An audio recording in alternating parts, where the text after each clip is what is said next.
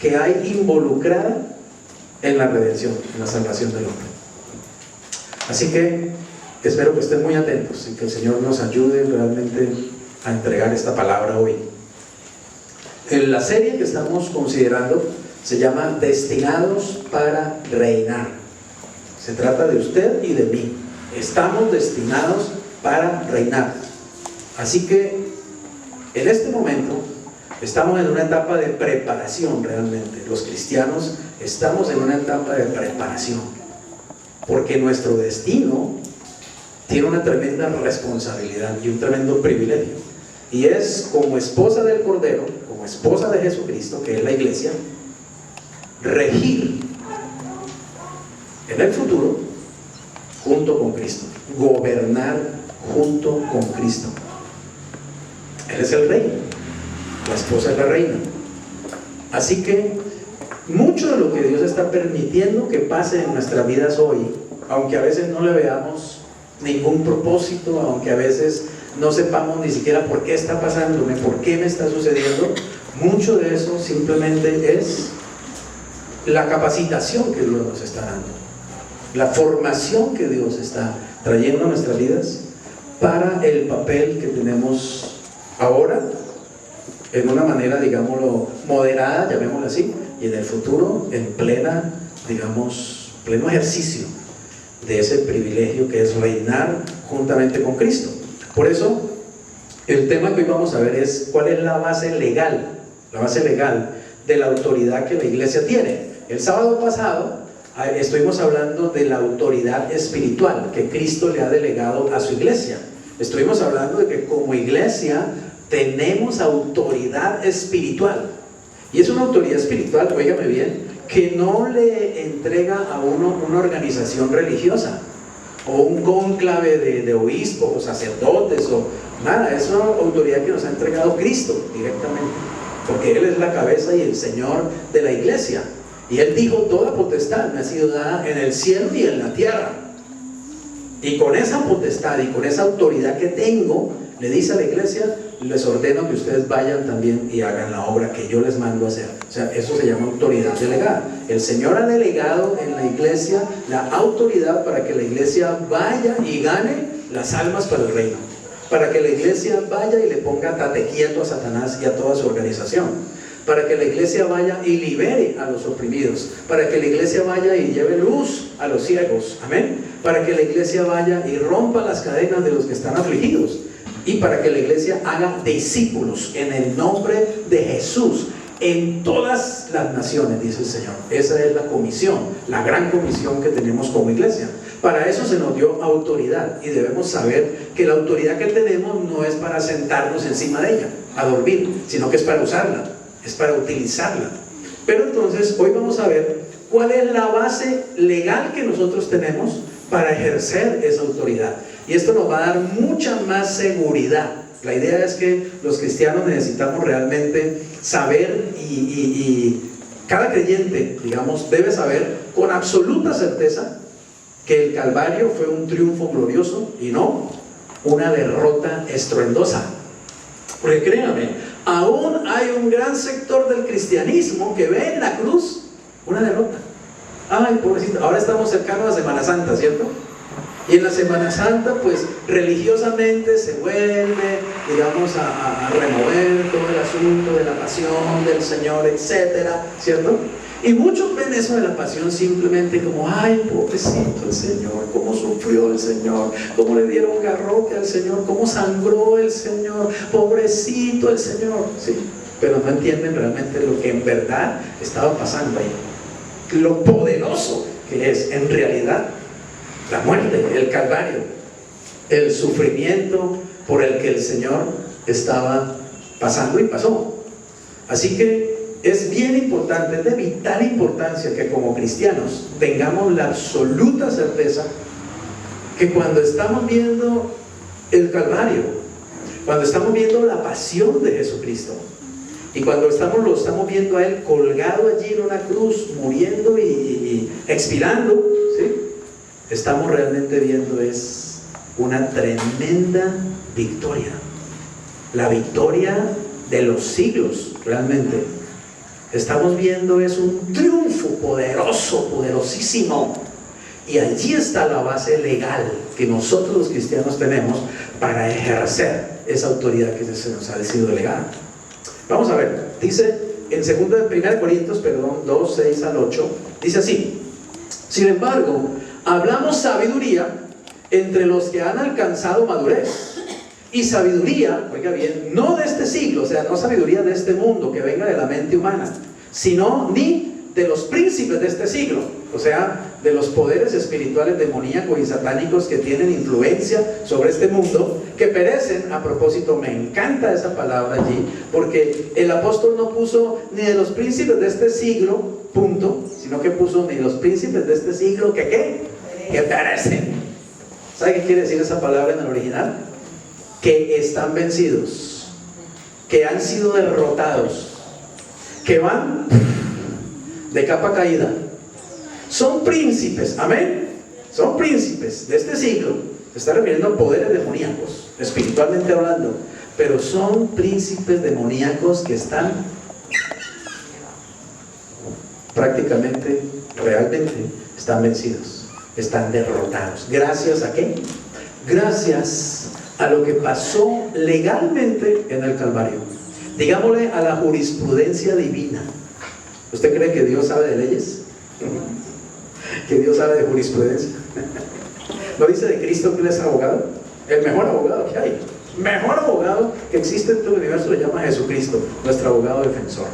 Así que vamos a ver que la redención del hombre y lo que pasó en el Calvario, digamos, tiene un fondo legal que nos da a nosotros los cristianos, nos tiene que dar una tremenda seguridad para hacer lo que hacemos, para creer lo que creemos, para predicar lo que predicamos, para actuar como el Señor espera que actuemos. Así que vuelvo y leo. Sin embargo, hablamos sabiduría entre los que han alcanzado madurez, y sabiduría no de este siglo, ni de los príncipes de este siglo que perecen, mas hablamos sabiduría de Dios en misterio, la sabiduría oculta, la cual Dios predestinó antes de los siglos para nuestra gloria. Para nuestra gloria. Noten esto. Dice que Dios escondió esa sabiduría, la predestinó, pero la tenía escondida desde antes, desde los siglos, y esa sabiduría se la ha entregado al Señor solamente. ¿A quiénes? A los que creemos, a sus hijos, a su pueblo, a su iglesia. Y eso es nuestra gloria. Créame. Yo me gozo de saber lo que sé de la palabra de Dios.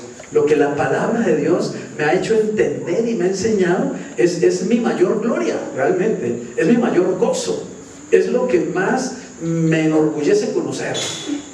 Yo podría ser un físico cuántico, ¿está claro? Y entender una cantidad de teorías y de fórmulas matemáticas del universo y todo eso, y estaría muy orgulloso de eso, pero no hay nada de lo que más pueda un cristiano estar orgulloso que de conocer al Señor y de conocer la sabiduría del Señor, conocer los misterios del Señor.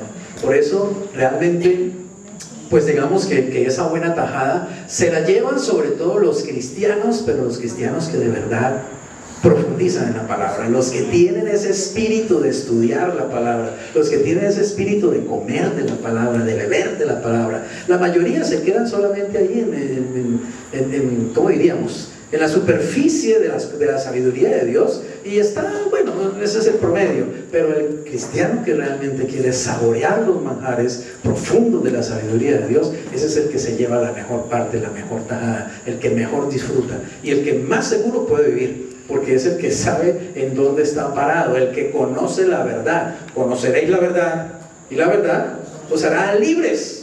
Así que yo espero y anhelo que esta iglesia sea una iglesia que cada día crezca más en esa realidad, que los que vengan a esta iglesia reciban ese espíritu, esa actitud de estudiar la palabra, de amar la palabra, de comer de la palabra, de beber de la palabra, de creer la palabra y obviamente aplicar la palabra, vivirla, porque la sabiduría que Dios la comparte solo con los cristianos. Créame que Satanás no entiende esta sabiduría, los príncipes de este siglo no entienden esta sabiduría, que usted sí la puede entender, porque no se puede entender humanamente, ¿cierto? Sino que se ha de entender, se ha de discernir espiritualmente.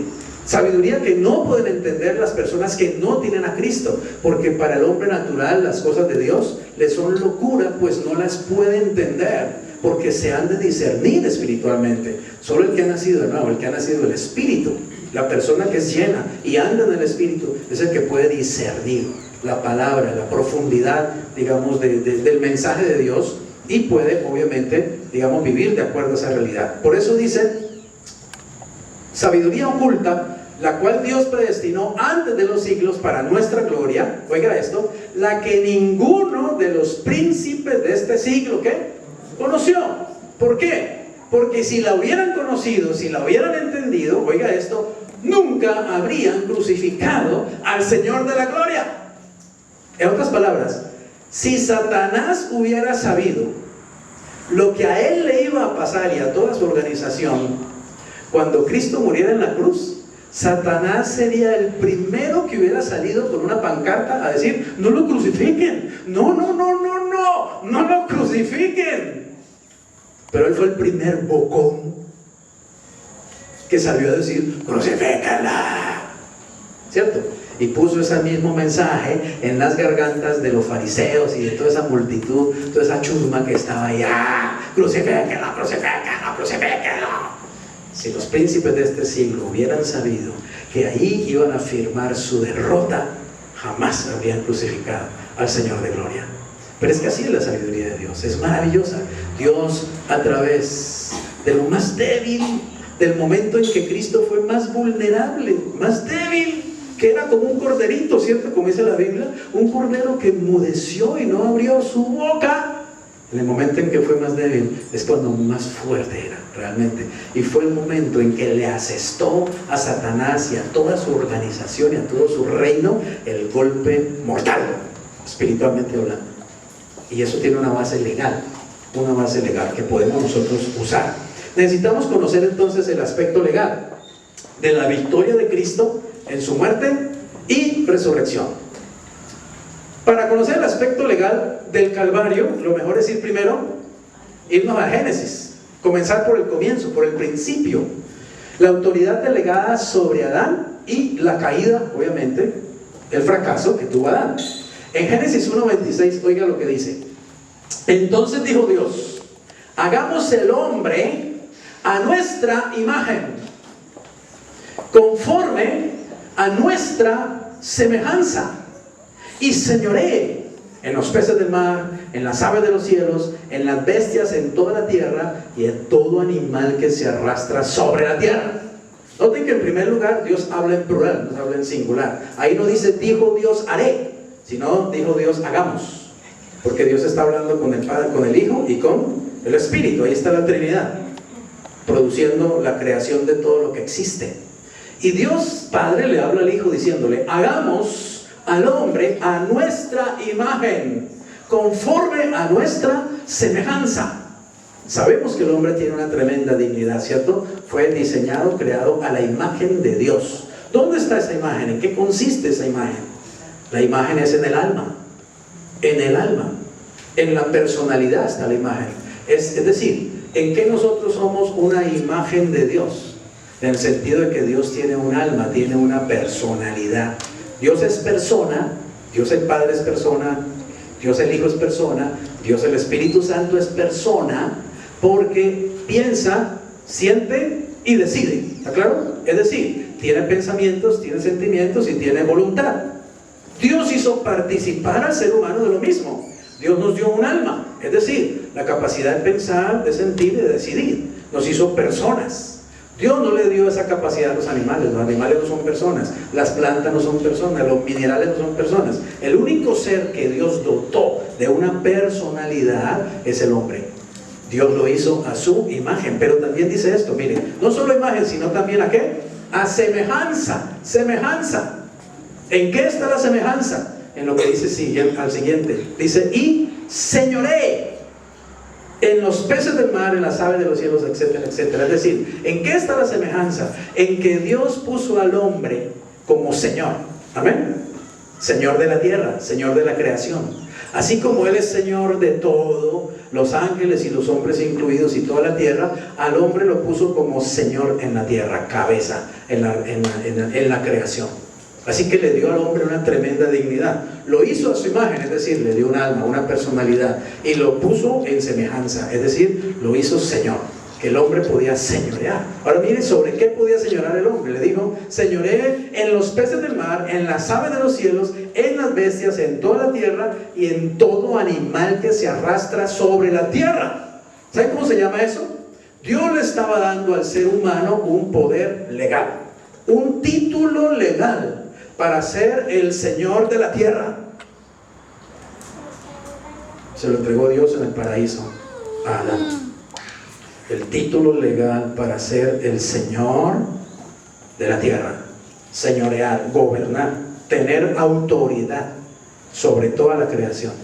Dios hizo la creación, pero le delegó esa autoridad al hombre. El hombre no hizo las bestias, el hombre no hizo los árboles, el hombre no hizo los ríos, el hombre no hizo los cielos, no hizo el sol, la luna, pero Dios le entregó el documento legal que el hombre podía señorear sobre aquello que Dios le estaba entregando. Es decir, el hombre es el responsable de lo que hiciera con la creación. Amén. Si él hacía un bien papel, bien; si hacía un mal papel, igual era su responsabilidad. Eso es lo que Dios le estaba entregando al hombre, un derecho legal sobre la creación, terrenal me refiero. Ahora, todos sabemos que Adán hizo un papel terriblemente, ¿cierto?, malo, estruendoso, fracasó realmente. Todos sabemos que el hombre cayó en pecado. ¿Por qué? Porque vino otro ser angelical, Satanás, y lo engañó. Le vendió, digamos, una mentira, le vendió un engaño. El hombre compró ese engaño, se lo creyó, pero también obviamente el hombre tomó una mala decisión, se rebeló contra Dios, desobedeció la orden directa de Dios, y el hombre cayó en desgracia. ¿Y sabe qué significa eso? Que en ese momento, allá en el huerto del Edén, Satanás le arrebató en ese instante al hombre la autoridad que Dios le había delegado. El derecho legal, el documento legal pasó a estar en manos de Satanás. Ahora Satanás era el Señor del hombre y el Señor de la creación. Y por eso es que Satanás ha usado ese derecho legal para destruir al hombre y para destruir la creación a través del hombre. ¿Está claro? Poniendo en el hombre, digamos, hoy vimos ahí rapidito en el noticiero, nos mostraron unas cositas acerca de gente que está maltratando animales, ¿cierto? Entonces mostraron una gente, creo que en Neiva, que le hicieron una operación quirúrgica a una perrita sin anestesia, y la perrita murió, obviamente. ¿A quién se le ocurre operar a un animalito sin anestesia? Ah, como es un perro, ¿qué importa? ¿Cierto? Eso, lo rajamos y toda la cosa.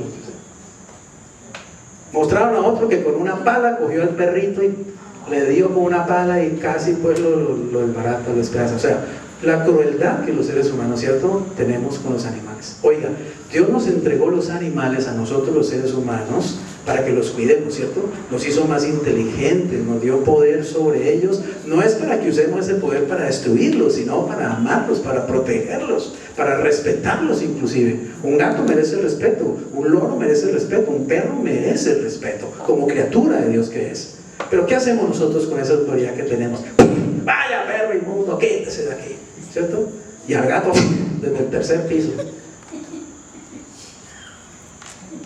A mí no me da risa, la verdad no me da risa, me da dolor. El ser humano está enfermo por el pecado. Realmente es terrible la crueldad del corazón del hombre. Es la naturaleza pecaminosa, pero es que mire, ¿de quién recibimos esa naturaleza? De Satanás, el destruidor, el homicida, el perverso, el cruel. Ese desgraciado todos los días está pensando cómo utilizar al hombre para que el hombre haga más maldad. Y sabemos que lo que el hombre hace con un perro también lo hace con un ser humano.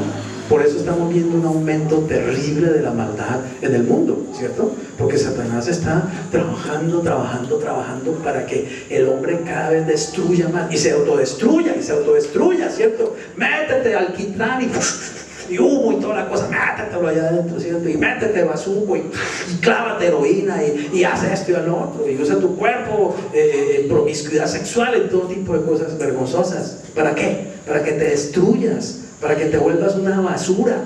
Porque eso es el hombre para Satanás, una basura que él realmente odia. ¿Y sabe por qué odia tanto al hombre Satanás? Porque sabe que Dios puso al hombre en una poderosa bendición. Y porque sabe que Dios envió a su propio Hijo a salvar al hombre. Y eso le da una rabia a Satanás tremenda. Y le produce una envidia sobre la raza humana. Por eso él la quiere destruir. Además, porque sabe que no le puede hacer ningún daño a Dios. Pero entonces le hace daño a lo que Dios ama. ¿Amén? Le hace daño al hombre entonces. Se enfila. Pero ¿cómo lo hace Satanás? Lo hace, oiga bien, porque él adquirió un derecho. Un derecho que el hombre mismo le cedió, un derecho que el hombre mismo le entregó. Entonces, lo que sucedió allá en el Edén, cuando el hombre cae en pecado, fue algo terrible judicialmente hablando, o jurídicamente hablando.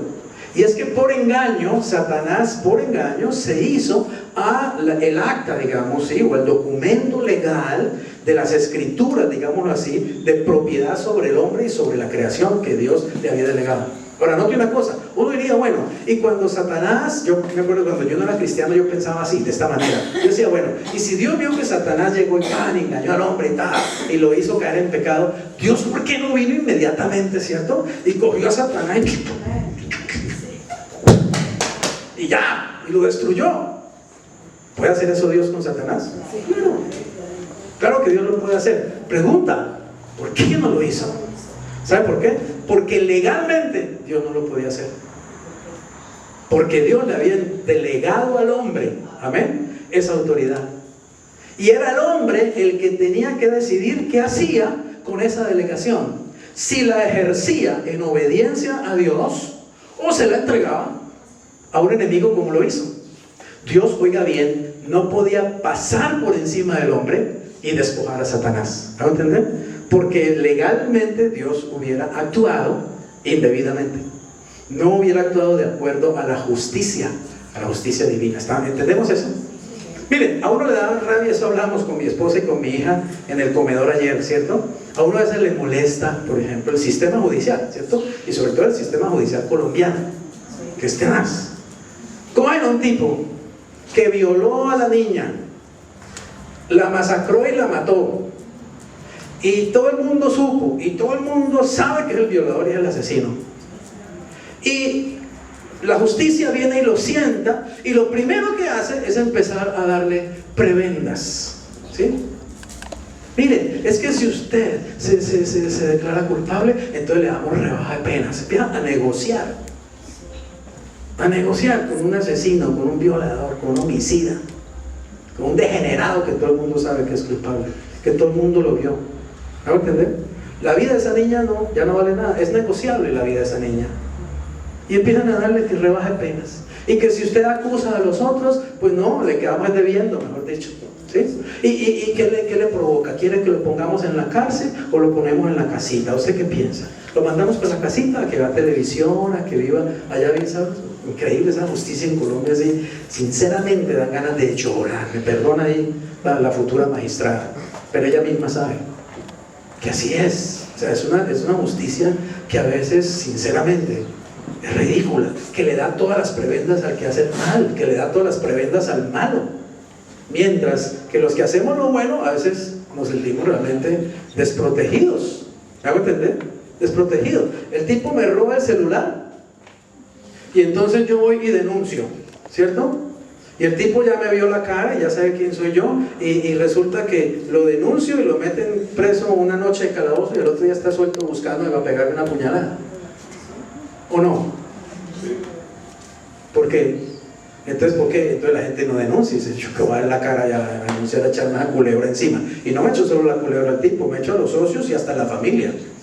Porque la mamá también lo defiende. ¿Sí o no? Es mi hijo. Y que vaya y robe porque él es el muchacho que trae la plata para la casa, para comer. ¿Sí?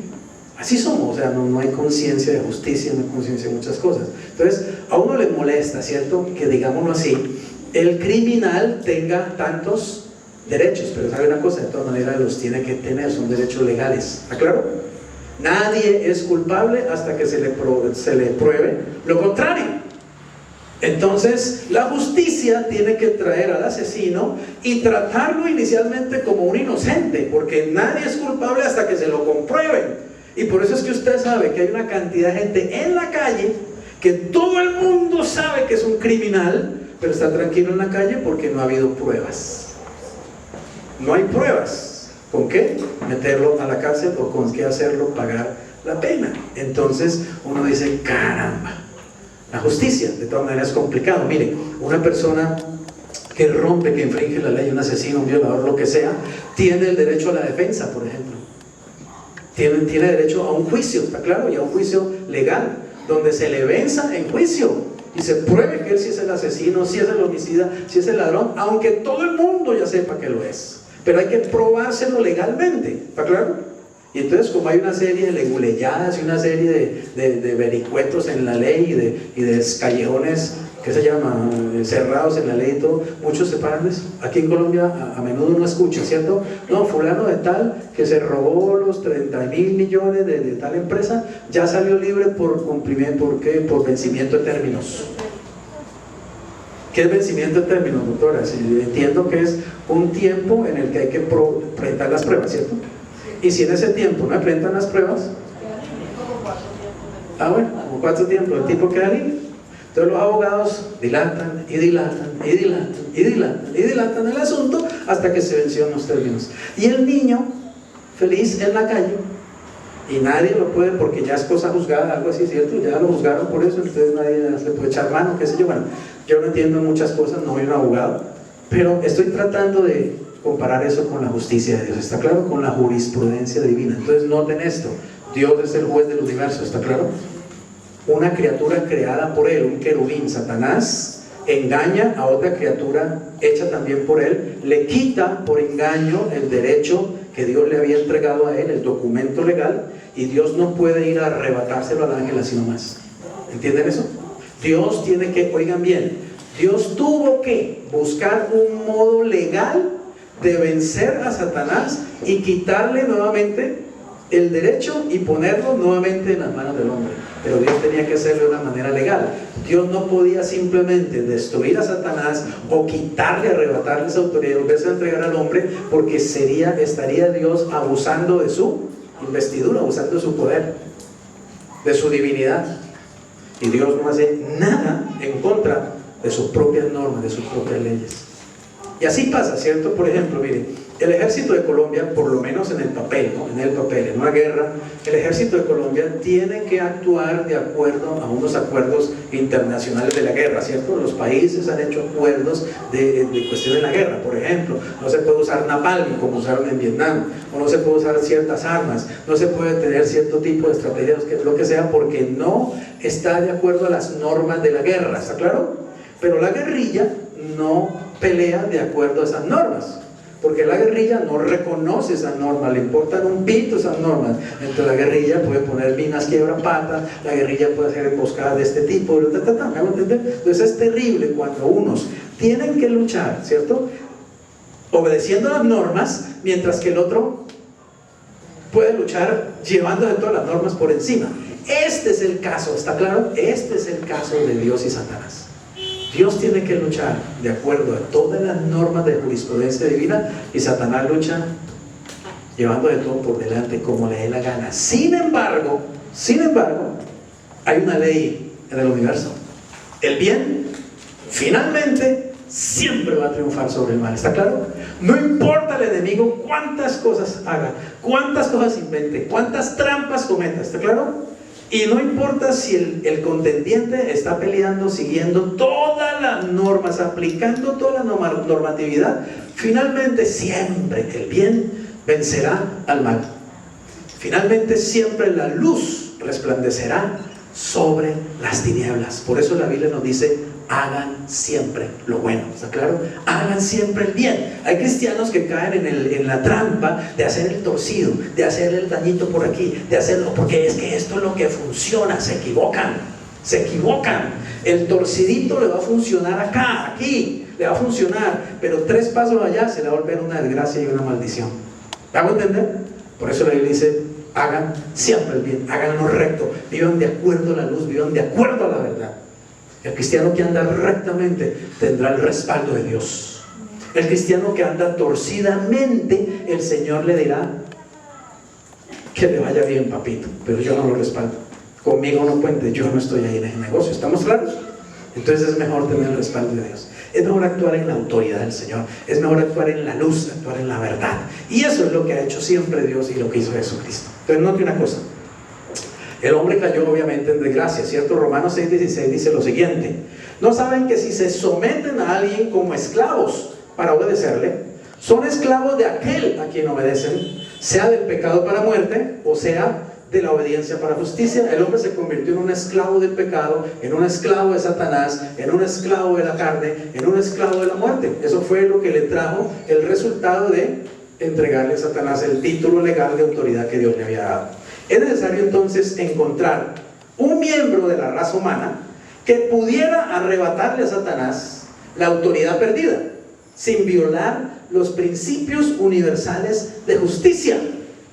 Se necesitaba entonces un paladín, ¿cierto? Un hombre que viniera y le arrebatara a Satanás nuevamente, pero de una forma legal, no con soborno, no usando fuerza, digamos, ilegal o lo que fuera, sino le arrebatara a Satanás nuevamente ese título legal.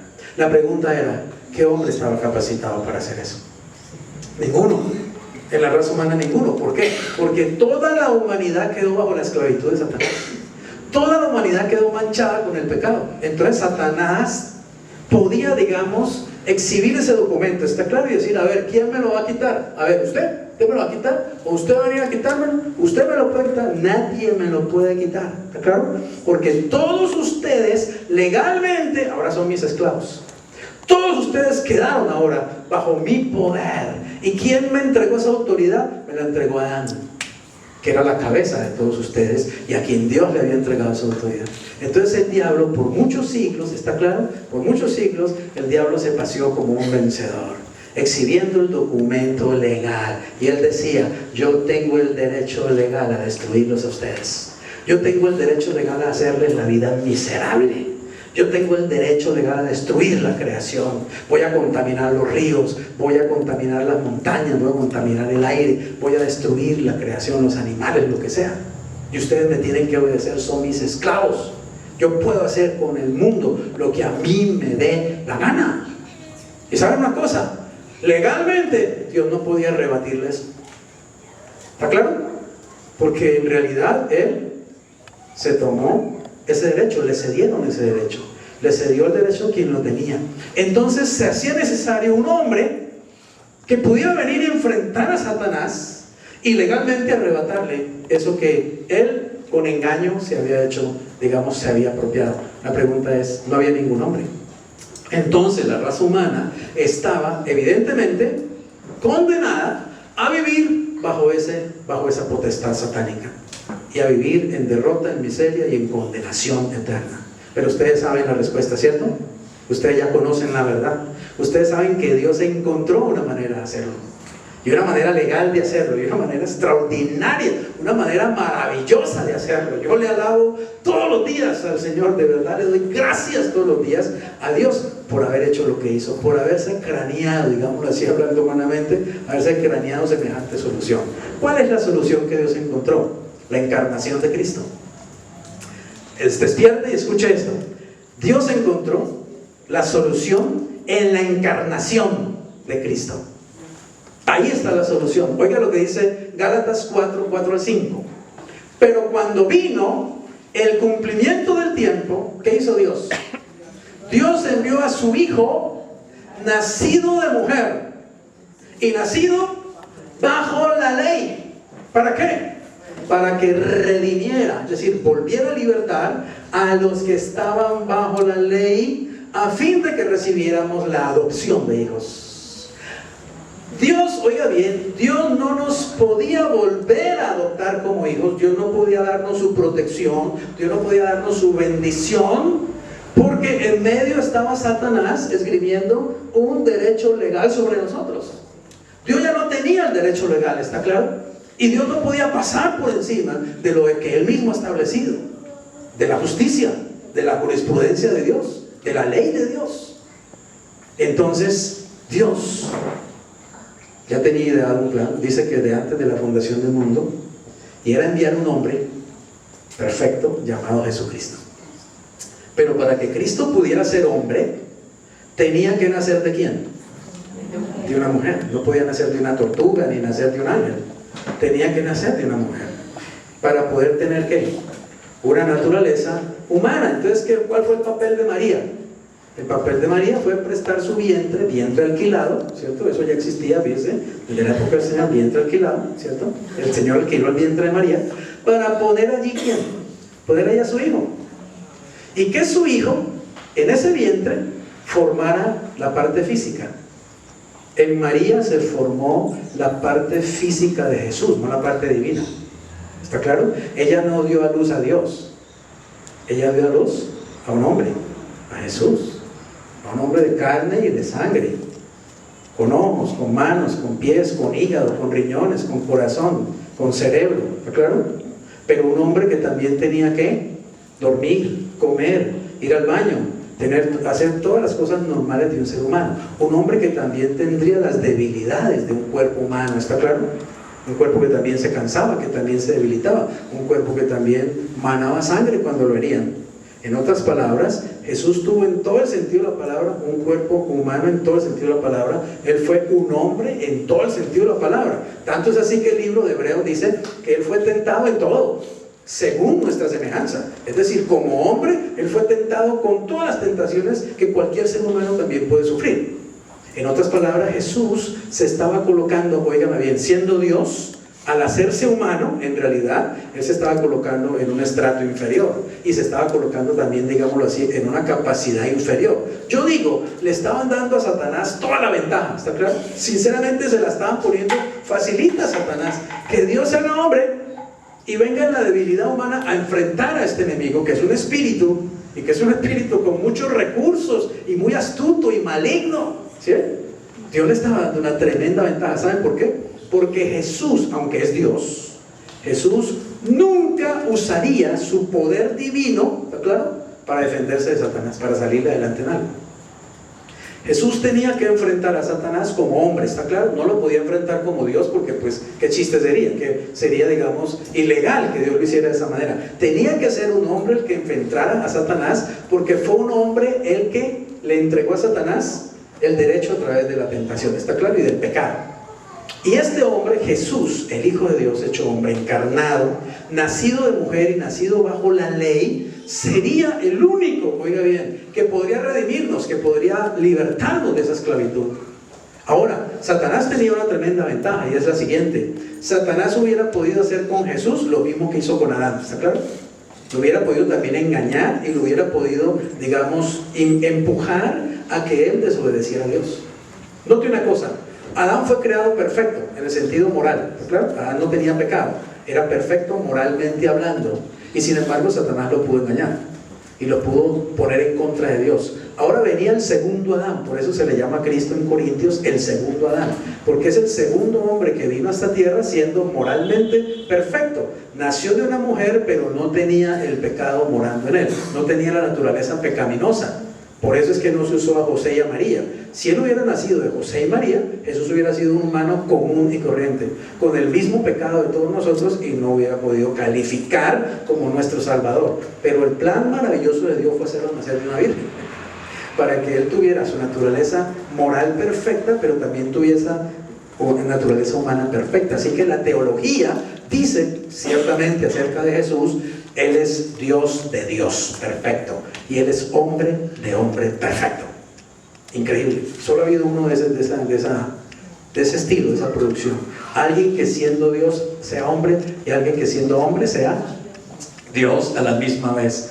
Ok, así que el nacimiento virginal fue clave en ese sentido, y también, digamos, la perfección moral de Cristo. Era importante que Él no tuviera pecado, porque si no, no podía enfrentar a Satanás. ¿Por qué? Porque si hubiera sido un pecador, Satanás decía: no, mire, es que este documento legal me dice que yo tengo autoridad sobre todo pecador.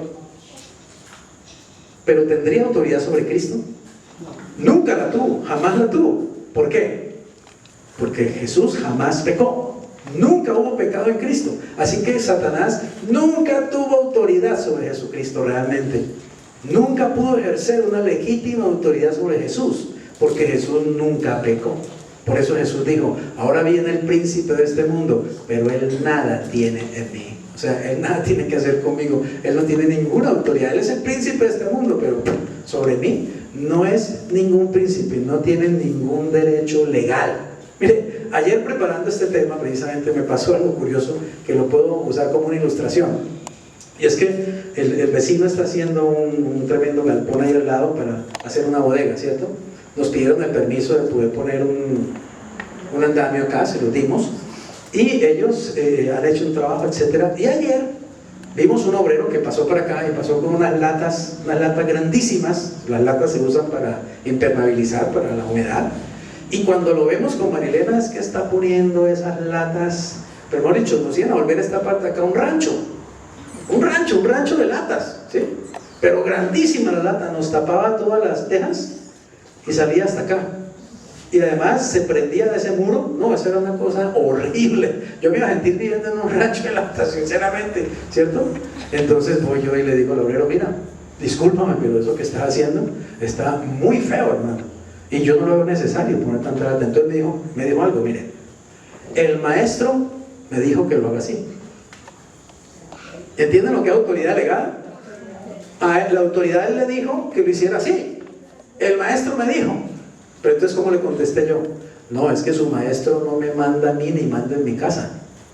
Su maestro lo puede mandar aquí a pintar esto de verde con pepas blancas, ¿sí? Pero usted no lo va a hacer aquí, porque está en mi casa. Su maestro lo manda a usted, pero a mí no me manda. ¿Entienden lo que es autoridad? Así que Jesús también pudo decir, el diablo manda sobre los hombres que están bajo pecado, pero a mí no tiene ni esto de autoridad sobre mí, porque el pecado estaba en Jesús. Entonces, ¿qué tuve que hacer? Decirle, mira, me paras eso, me haces el favor, yo no acepto que me hagas eso aquí, ¿sí? Así te lo haya dicho el maestro, ahora te voy a dar una idea, lo puedes hacer de esta y de esta forma. Bueno, entonces conciliamos con el maestro quedó feliz y nosotros también quedamos felices, ¿cierto? Y el obrero, ¿qué tuvo que hacer? Ponerse a lo que él no quería, cortar una cantidad de lata, que es lo que no quería hacer, quería poner una toalla como horrible, y la cosa quedó pues más estética y mucho más aceptable, claro. Bueno, Jesús vino, oiga bien, bajo la autoridad de Dios a este mundo. Óigame esto, todo hombre que nace en este mundo, oiga bien, todo hombre que nace físicamente en este mundo, Satanás ejercía autoridad legal sobre él. Pero Jesús nació en este mundo y no nació bajo autoridad legal de Satanás, porque venía bajo la autoridad de Dios, porque Jesús no era el hijo de María o el hijo de María y José, sino el hijo de ¿quién? De Dios, realmente. Es el hijo de Dios, ¿sí? Es el hijo de María en el aspecto humano, pero es el hijo de Dios. La gente dice, María es la madre de Dios. ¿De dónde sacaron esa herejía? ¿Cómo les ocurre decir semejante herejía? Que María es la madre de Dios. No, María no es la madre de Dios, la madre de Jesús humano. María no es la mamá de la divinidad de Jesús. Oiga bien, esa divinidad él la traía desde siempre.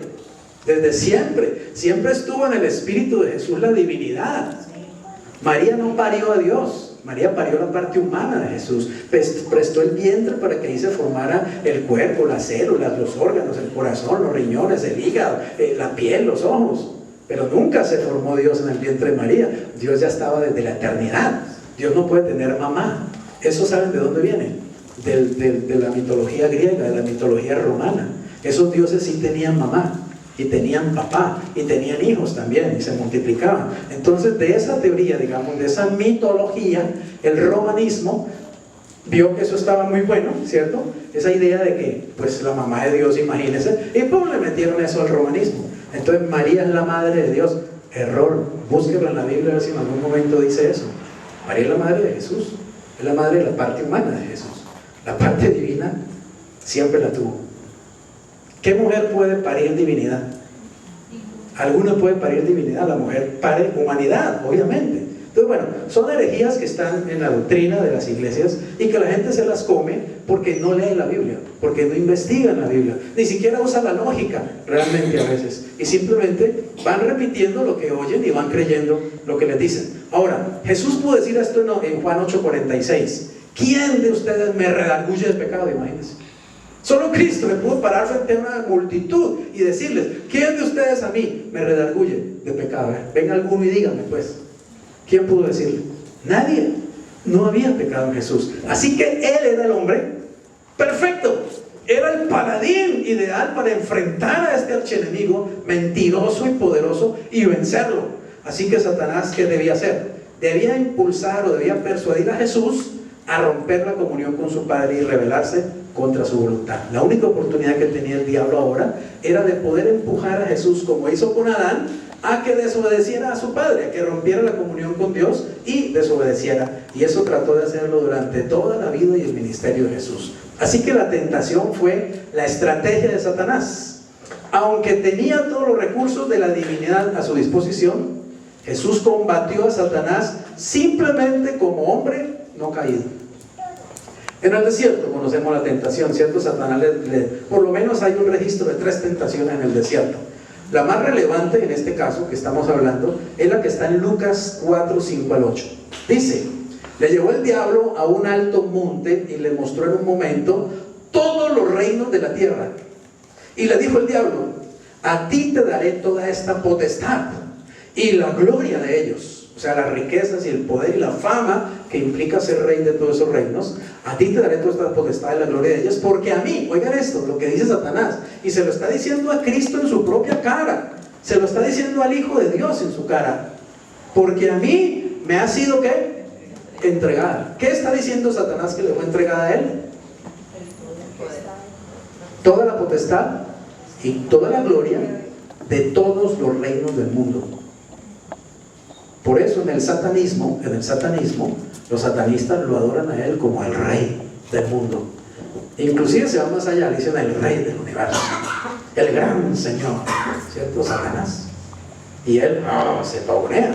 Y él le mostró el documento, digamos, estoy hablando espiritualmente, ¿cierto? Él le mostró el documento espiritual a Cristo y dijo: vea, a mí me fue entregado el derecho, es mío, y a quien me dé la gana yo lo puedo dar.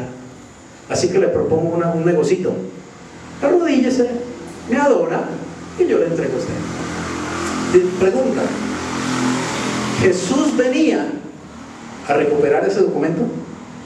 Sí, venía a hacerlo, pero ¿lo iba a hacer de la forma que Satanás le estaba proponiendo, adorando a Satanás? No, lo iba a hacer obedeciendo a Dios, inclusive obedeciendo a Dios hasta la muerte, y muerte de cruz, en obediencia al Padre. Así que el diablo le propuso, digamos, un camino más corto, más rápido, ¿cierto? Ese camino evitaba la cruz, ese camino evitaba la semana de pasión, ese camino evitaba el vituperio, ese camino evitaba la tortura, ese camino evitaba la muerte cruel de una cruz. Mire, muy sencillo, yo le propongo un negocio. Usted viene por este documento legal muy sencillo, un sobornito ahí, arrodíllese y me pega una doradita, y yo le entrego el documento. Fácil. Pero Jesús, ¿qué le dijo? Si tú postrado me adoras, todos serán tuyos. Respondiendo Jesús le dijo: vete de mí, Satanás, porque escrito está: al Señor tu Dios adorarás y a Él solo servirás. ¿Sabe qué hizo Jesús? Le sacó otro documento legal. Esto es jurisprudencia. Le sacó otro documento legal. ¿Cuál es ese documento legal? La palabra de Dios. Usted sabía que cuando usted tiene una Biblia en la mano, usted tiene el libro de jurisprudencia más tenaz del universo, más profundo del mundo. Búsqueme una constitución nacional de cualquier país que supere la constitución que está en ese libro. ¿No la hay? Aún las leyes humanas, aún las leyes con que el hombre se rige hoy, ¿cierto?, son de la Biblia. Los principios morales con los que se rige una sociedad normal, ¿de dónde salen? De la Biblia. Así que la Biblia es la mejor constitución nacional, moral y espiritual que una nación puede tener y obedecer. Y es un documento legal, por eso se llama Antiguo Testamento y Nuevo Testamento. Es un documento legal, es un testamento. Entonces Jesús le sacó el testamento y le dijo: usted va a hablar a mí de leguleyadas, me va a hablar de que usted tiene un derecho, pues yo también le digo que yo tengo un derecho también, y yo también conozco la ley divina, y yo le digo que en ese documento está escrito que nadie puede adorar sino a Dios. Así que usted, diablito sinvergüenza, a usted no es adorable. A usted lo adorará su abuela o cualquier tonto por ahí que no conoce la verdad, pero yo no lo voy a adorar. Amén, porque solo se adora a Dios y solo se le sirve a Dios.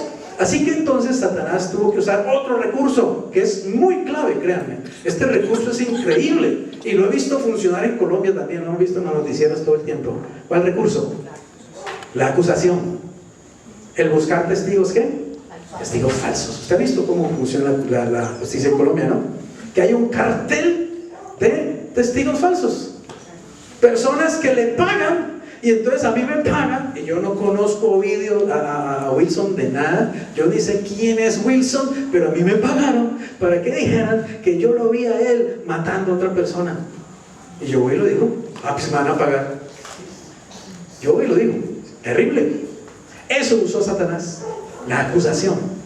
La acusación. Y saben que él utiliza eso en la iglesia de una forma increíble, la acusación, la murmuración de los unos contra otros.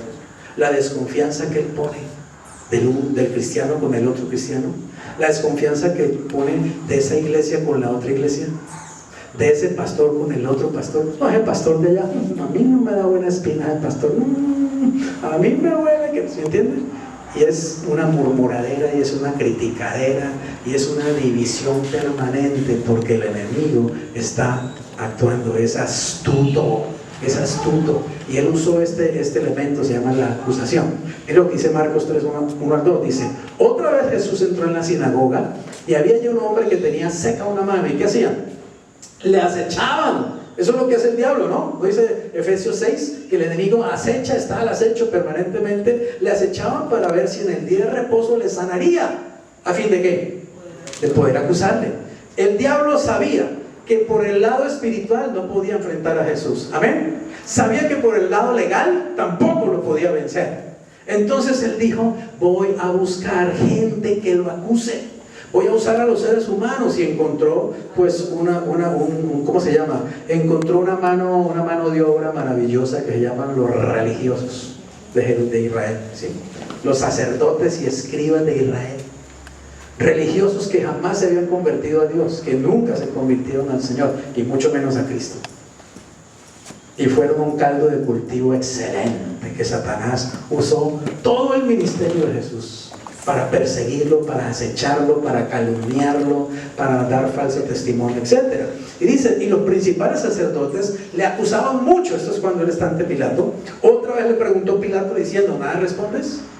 Mira, de cuántas cosas que te acusan, pero cuántas de esas cosas que lo acusaban era verdad.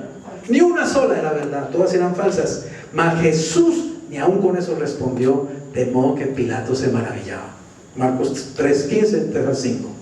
La batalla a través de su ministerio entonces alcanzó una tremenda intensidad en el huerto de Getsemaní. La presión satánica y demoníaca sobre su espíritu fue tan fuerte que llevó a Jesús al borde mismo de la muerte. ¿Sabe una cosa? Satanás casi mata a Jesús en Getsemaní. Casi lo mata. ¿Atacando qué? Su parte física, su cuerpo físico. Yo no sé si usted ha tenido luchas. Yo he tenido luchas reales con Satanás. Créame, son agotadoras, son difíciles. Satanás oprime, Satanás persigue. Hace unos días tuve una, y tuve que pedirle a mi esposa que orara por mí. Tuve que pedirle apoyo en oración, porque sentía el ataque, la opresión de Satanás permanente. Opresión satánica. Y tienes dificultad, y ahora en tu cuerpo sientes, digamos, la lucha. Satanás quiso matar a Jesús en Getsemaní. ¿Sabe por qué? Porque Satanás sabía que si Jesús llegaba a la cruz, él estaba en tremendos problemas. Era mejor matarlo antes. Y la presión fue tan fuerte sobre él que ustedes saben que hasta sudó gotas de sangre, realmente gotas de sangre. Dice: y tomando a Pedro y a los dos hijos de Zebedeo, eso es Mateo 26, 37 y 39, comenzó a entristecerse y a angustiarse en gran manera. Entonces Jesús les dijo: mi alma está muy triste hasta la muerte. Es decir, estoy que me muero, es lo que le está diciendo él, ¿sí? Tengo una tristeza que estoy que me muero, y quédense aquí y velen conmigo, acompáñenme. Miren el Nuevo Testamento y oren, y lea cuántas veces Jesús le pidió oración a sus discípulos. ¿Cuántas veces Jesús le pidió: oiga, Pedrito, pégame un apoyo ahí, una oración? Nunca lo necesitó. Pero en Getsemaní tuvo que recurrir al apoyo espiritual de sus discípulos por favor, oren por mí, tengo una tremenda batalla espiritual. Es que mire, en Getsemaní se estaba tomando una decisión: o éramos salvos o quedábamos perdidos para toda la eternidad. Era la única oportunidad de salvación que teníamos. Donde Jesús diga, ahí en Getsemaní, Jesús diga: Padre, mande ángeles que me recojan y me vuelvan para el cielo, yo no me le apunto definitivamente a esto, nos quedamos los seres humanos perdidos para siempre. ¿Entienden la decisión que se estaba tomando allí? ¿Entienden la batalla espiritual que se estaba librando? La opresión satánica, yo estoy seguro, créame, yo siempre lo he dicho, yo creo que ese día, y sobre todo la cruz, la crucifixión, fue el día cuando el mundo entero quedó desocupado de demonios. Todos estaban en Israel, todos estaban allá presionando contra eso. Yo imagino las huestes satánicas cómo gritaban, cómo arengaban, cómo empujaban espiritualmente cuando Jesús lo latigaban, cuando Jesús le ponían corona de espinas. ¿Me dejo entender? Allá estaban haciendo fiestas ese día todas las huestes del diablo. El diablo estaba en fiesta, pensaba que estaba ganando la batalla, pensaba que estaba saliéndose con su, ¿cómo se llama?, con su propósito. Por fin me voy a deshacer del Hijo de Dios, voy a lograr matarlo. Por fin las acusaciones resultaron, ¿está claro?, resultaron efectivas. Lo van a crucificar, lo van a matar, me lo va a quitar de encima. Yendo un poco adelante, el Señor dice, se postró sobre su rostro orando y diciendo: Padre mío, si es posible, pase de mí esta copa, pero no sea como yo quiero, sino como tú. Ahora, normalmente uno piensa que Jesús le estaba diciendo: pase de mí la copa de la cruz. Es decir, me van a doler mucho los clavos en los brazos, aquí en la muñeca, me van a doler mucho, los clavos en los pies, y me van a doler mucho las espinas y eso. No, créanme que eso es por lo menos que Jesús está orando, por el daño físico. Él estaba orando más, era por el daño espiritual que él iba a sufrir en la cruz. Porque ¿sabe qué le iba a pasar a él en la cruz? Por primera vez en toda su existencia, que es eterna, iba a estar separado del Padre. Por primera vez él iba a experimentar, ¿saben qué? La muerte espiritual, la ausencia de Dios. Padre, Padre mío, ¿dónde estás? No te siento, no te veo. Siempre te he sentido, siempre has estado conmigo, siempre hemos estado absolutamente unidos, pero hoy no te siento, no te veo. Mi alma está en tinieblas completamente. Mi mente está confusa, mi corazón está que estalla. Eloí, Eloí, lama sabactani. Padre, ¿por qué me has desamparado? ¿Por qué me has dado la espalda? ¿Por qué te has ido? ¿Y sabe por qué? Porque en ese momento Jesús también sufriría otra cosa que se llama la copa que él tenía que beber, que era recibir nada menos que el pecado del mundo encima de él. Ahora déjeme decirle, él no solamente iba a recibir el pecado, él iba a hacer el pecado del mundo. Porque Corintios dice: a aquel que no conoció pecado, por nosotros lo hizo pecado. Lo hizo pecado. No es que Jesús llevaba ni siquiera el pecado, Jesús era el pecado. Déjeme decirle, en la cruz Jesús era toda la inmundicia del mundo. Jesús era todos los homicidios, todos los asesinatos, todas las violaciones, todas las injusticias, todos los abusos, todos los resultados de la guerra, todo lo que usted se imagine. Toda la porquería del mundo estaba en Jesús, tanto que la Biblia dice que él allí era maldito. ¿Usted se imagina lo que es uno ser el bendito y el que bendice, y de pronto sentir que es un maldito? Y sentir la maldición, porque es que no era solamente un título que Jesús llevaría, maldito, sino que él sentiría la maldición comiéndose sus huesos, sus entrañas, sus cartílagos, su corazón. ¿Me voy a entender? Porque la Biblia dice que llevó la maldición. Por eso lo amo, porque hizo demasiado por mí. ¿Entienden eso? Y por eso tú tienes que amarlo también, porque lo entregó todo por ti. ¿Cómo es posible que amemos a Jesús tan pálidamente? ¿Cómo es posible que lo valoremos tan poco? ¿Cómo es posible que no queramos conocerlo más? ¿Cómo es posible que nos dé pena hablar de Él? ¿Cómo es posible que nos dé pena decir que somos cristianos? Nos lo callamos, nos lo escondemos. Allá en la discoteca: no, yo no soy cristiana. Cobardes, hipócritas, mediocres somos a menudo. hasta pena nos da decir que somos cristianos.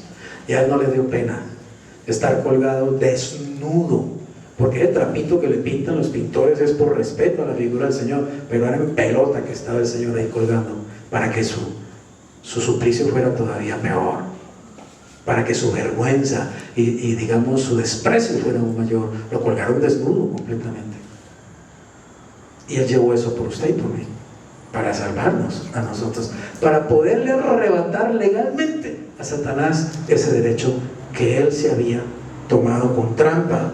Así que entonces Jesús no recibió solo una imputación legal del pecado, Él fue hecho pecado. Él llegó a ser la misma esencia del pecado al morir como una ofrenda por el pecado. Vamos terminando. Satanás entonces finalmente, ya lo que queremos es digamos establecer aquí muy claramente, es que lo que Satanás creyó que era su victoria ha sido su más profunda y tremenda derrota. Amén. La cruz, la muerte de Cristo es victoria, no es derrota. Es derrota para Satanás, pero es victoria para el Señor y para nosotros, porque Él fue aniquilado realmente por medio de la muerte de Jesús. Por eso Colosenses 2:15 dice: y despojando a los principados, se refiere a los principados y potestades satánicas, los exhibió públicamente, triunfando sobre ellos en la cruz. Oiga esto, los exhibió públicamente. Quiero decirte una cosa: cuando uno mira a Jesús en la cruz, uno está viendo al Hijo de Dios llevando mi pecado, ¿ven? Llevando mi maldad. Pero oye bien, ahí también yo estoy viendo exhibidos a Satanás y toda su organización derrotada. Amén.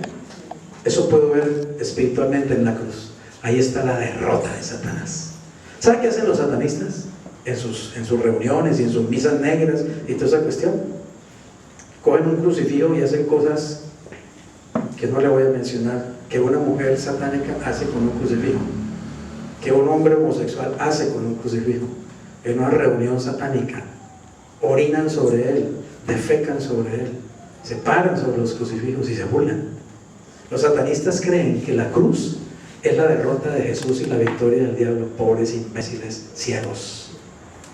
Lo que nosotros los cristianos estamos viendo en la cruz es la victoria de Jesús sobre la muerte, sobre el pecado, y es el haber recuperado el derecho legal de nuestra liberación, y es la derrota de Satanás. Realmente ahí Satanás fue aniquilado. Así que por cuanto, dice Hebreos 2:14, los hijos participaron de carne y sangre, Él también participó de lo mismo, dice, para destruir por medio de la muerte al que tenía, oigan bien, tenía el imperio de la muerte, esto es, al diablo. Y aquí quiero, aunque me alargue un poquito más, explicarles algo muy importante. Muy importante.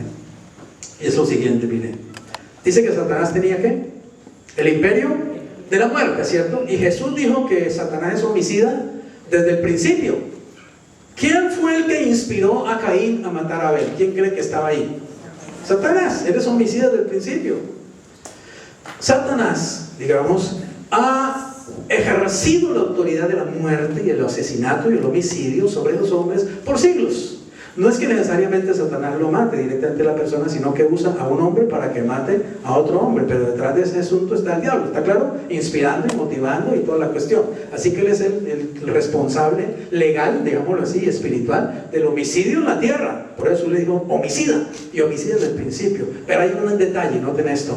De todas maneras, Satanás ha sido homicida de hombres pecadores, ¿está claro? De pecadores sobre los cuales él ha tenido un derecho legal de hacer con ellos lo que quiera. Usted sabe que en el Imperio Romano, cuando yo era dueño de un esclavo, Carolina era mi esclava y yo era el dueño, el gobierno romano me daba por ley el derecho aún de quitarle la vida, porque era mi esclavo. Yo era dueño hasta de la vida de Carolina, imagínense. Y si yo como dueño de ella la mataba, a mí no me pasaba nada. La ley romana no me condenaba. ¿A quién mató? A mi esclava. ¿Ah? Es como yo ya maté una cucaracha. ¿Quién va digamos, a judicializar por eso? Entonces Satanás, oiga bien, tenía ese derecho legal y él ha matado a millones de seres humanos, con bombas, con guerras, con matanzas, usted sabe, con todas las cosas que ha usado hasta la religión también, ¿cierto? Para matar 60 millones de personas mató la religión en la Edad Media, imagínense. 6 millones de judíos mató Hitler. ¿Quién estaba detrás de todos esos homicidios? El homicida.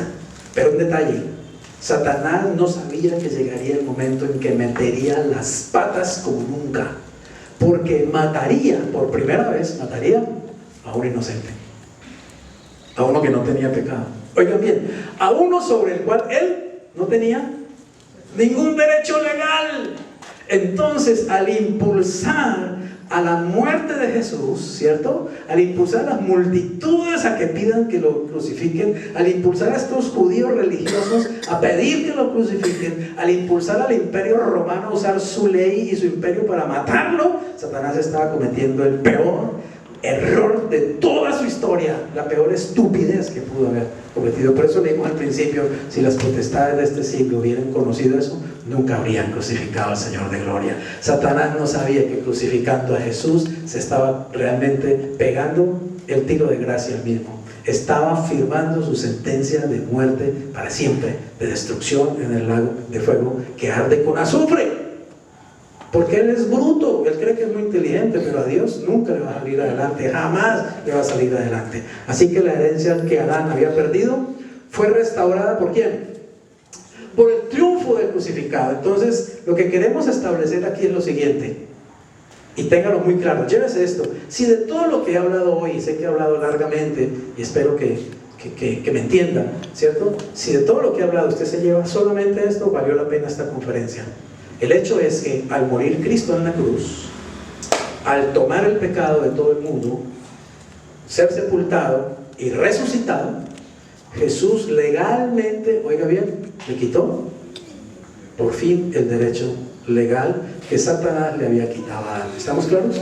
O sea, desde hace 2016 años, legalmente Satanás no puede exhibir un documento legal que le dé autoridad sobre el hombre y sobre el mundo. Si él exhibe algo, debe ser una fotocopia chiviada que tiene por ahí, ¿me va a entender? Y la exhibe, y a lo mejor hasta la ha notariado para hacernos creer que es muy legal, pero no tiene ninguna legalidad. Quiero que sepan, Satanás no tiene el más mínimo, pero mínimo derecho sobre usted. ¿Me va a entender? Pero ni el más mínimo. Que usted no lo crea es el éxito de Satanás. ¿Me hago entender? Que usted crea que Satanás todavía lo puede matar, lo puede enfermar, ¿sí? Lo puede volver loco, lo puede volver pobre, lo puede arruinar. Que usted lo crea es la ventaja que él tiene.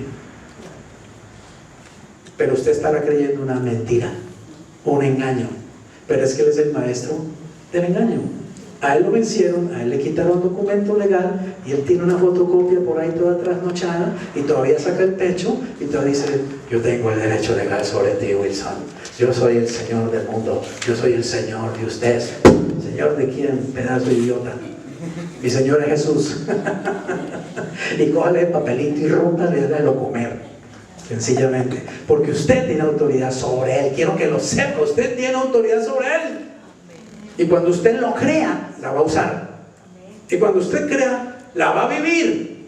Y va a ver la libertad tan tremenda y el airecito tan rico que se experimenta. Y aunque él venga y lo ataque, porque él te va a venir a atacar, y aunque él venga a oprimirte, porque te va a venir a oprimir, de todas maneras le puedes decir: vete de mí, Satanás, quítate de delante de mí, porque no tienes ningún derecho sobre mí. Yo sé que te vencieron, yo conozco al que te venció, amén. Yo soy hijo del que te venció. El que te venció me está protegiendo con su sangre y tú no me puedes tocar. No tienes ningún derecho. Yo sé que no lo tienes. Es más, yo ahora tengo derecho sobre ti. Quiero que lo sepas. Me entregaron esa autoridad, ¿o no? Lo dijo el Señor: les doy potestad para hollar serpientes y escorpiones y sobre toda fuerza del enemigo. ¿Y qué dijo? Y nada los dañará. Créalo y hágalo. Pero créalo, por favor, y hágalo. Debe estar oyendo predicaciones sobre que el diablo es el chacho. Miren, esta imagen la he querido poner allí como un corolario, ya, final. ¿Qué ven ustedes ahí? ¿Cierto? Haciendo pulso con Jesús, ¿cierto? Pura mentira. Eso es una gran mentira. Artísticamente es un trabajo en Photoshop muy bien hecho, ¿está claro? Pero es una terrible y ridícula mentira. Satanás no tiene ni la mínima fuerza para hacer un pulso con Jesús. Ya Jesús lo venció. Esa imagen nos hace creer que Satanás está en igual condición que Jesús, ¿cierto? Que Satanás tiene el mismo poder que Jesús, porque mire, están así. Ninguno ha podido vencer al otro. ¿Será cierto eso? No. ¿Saben cómo me gustaría a mí como artista gráfico hacer esa imagen? Y voy a procurar hacerla. ¿Cómo me la imagino yo? Yo me imagino a Jesús poniendo no así el puño, poniendo el meñique, porque es que Jesús le dio toda la ventaja, ¿sí? Me imagino a Jesús poniendo el meñique, Satanás con las dos manos sobre el meñique de Jesús, y sin embargo ya Jesús lo tiene así, ¿verdad? Y Satanás sudando, ¿sí? Y Jesús con el meñique lo tiene así. Esa es la verdad, amén. Esa es la verdad. Mire que a veces hay imágenes que uno puede, una imagen habla más que 1000 palabras, pero tengan cuidado con lo que ven.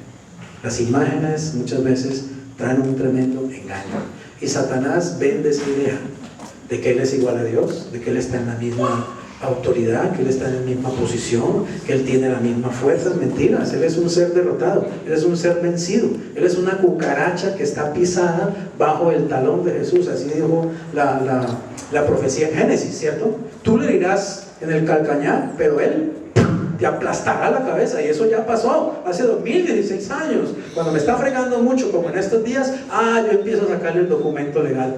Me está fregando mucho, me quieren molestar. Vení, te leo vení, escucha lo que te voy a leer. Estás vencido, rata inmunda. Estás vencido. Ya te vencieron, te pisaron la inmunda cabeza, ya te la pisaron hace 2016 años, te la pisó mi Señor, y quiero que sepas que en este momento espiritualmente te la piso yo también, en el nombre de Jesús, porque me dieron esa autoridad. Y saben, deja de fregar y se va. Unos días, por ahí a veces vuelve a molestar, esa es su función, pero no tienes que darle cabida, amén, y no tienes que tenerle miedo. Y no tienes que comerle cuento. Saca el documento legal que se llama la palabra de Dios. Escrito está. Conclusión. Desde el Calvario, Satanás no tiene, oye esto, absolutamente ningún derecho o título legal sobre alguien o sobre algo. Realmente no lo tiene. Bueno, pastor, y si no lo tiene, ¿por qué Satanás ejerce tanta influencia? ¿Sabe por qué? Porque hay millones de hombres que no saben que Él ya no tiene derecho sobre ellos y se lo conceden. Pero los que lo sabemos, tenemos que ponerle el tate quieto y tenemos que decirle: Satanás, sueltas mis finanzas, sueltas mi salud, sueltas mi familia, sueltas a mis hijos, sueltas mi negocio, sueltas a mi esposo, sueltas a mi esposa, lo suelto porque lo sueltas. Amén. Porque yo te lo estoy ordenando en el nombre de Jesús, y porque yo ya sé por jurisprudencia divina que vos no tenés ningún derecho sobre nadie que está cubierto con la sangre del Cordero. Amén. Pero el que no lo sabe todavía está allá en la calle del cartucho, convertido en una basura, creyendo que no tiene ninguna otra oportunidad. Jesús lo despojó completamente. Está vencido, está vencido, fue derrotado, le pegaron knockout fulminante, está vencido. Es un fanfarrón, es un payaso. Todavía simplemente está actuando con base en la ignorancia que la gente tiene del Evangelio y del misterio que Dios ha revelado. Pero bendito sea Dios que usted ya no está en tinieblas, amén. Usted ya creyó, usted conoce a su Padre y conoce la palabra de su Padre.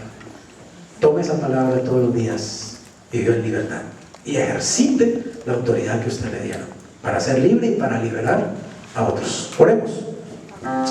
Padre, le damos gracias en el nombre de Jesús. Gracias por habernos permitido, Señor, llevar al final de esta conferencia, poderoso Rey de Gloria.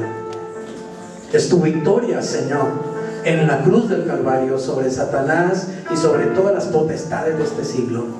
Tú has vencido, Señor. Aquí hay un solo vencedor y hay un derrotado, hay un vencido, y nosotros sabemos quién es.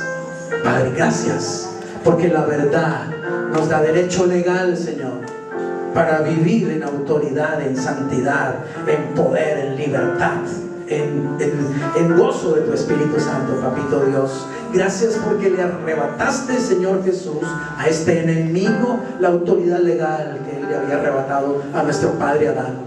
Gracias, Jesús, por haber venido como el segundo Adán para derrotar a este enemigo, vencerlo legalmente, en batalla legal, Señor.